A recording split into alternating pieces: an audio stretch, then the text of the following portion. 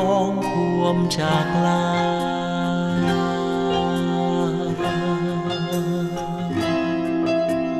เห็น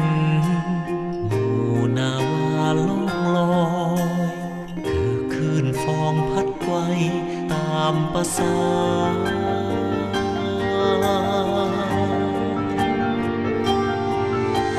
เลี้ยวเบิ่งหมู่นวลนกกา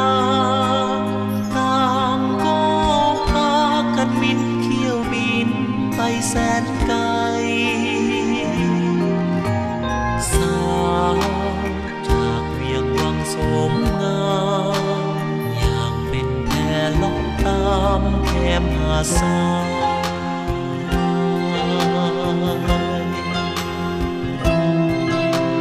เสียงโอโลน้องก้องดัง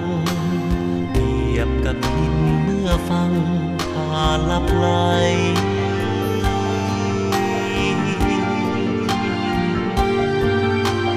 สาวเจ้าคงบ่ล้ำไหลบ่สนใจว่ายังมีภัยเศร้าโศกา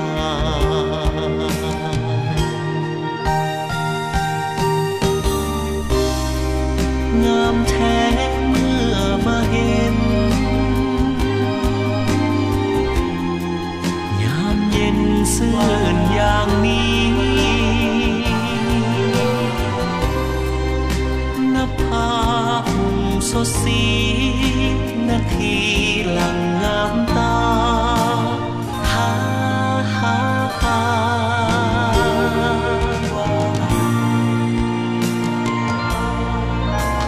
แสงจากสุรีค่อยเบาดังบอกเตือนให้เฮาคืนเคหา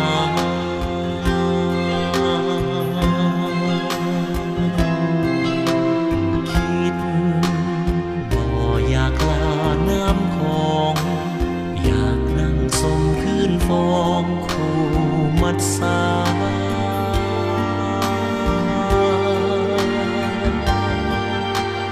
สาวเจ้าคงมองหวนมาก้มสายตาคนที่ขัดสนความหัก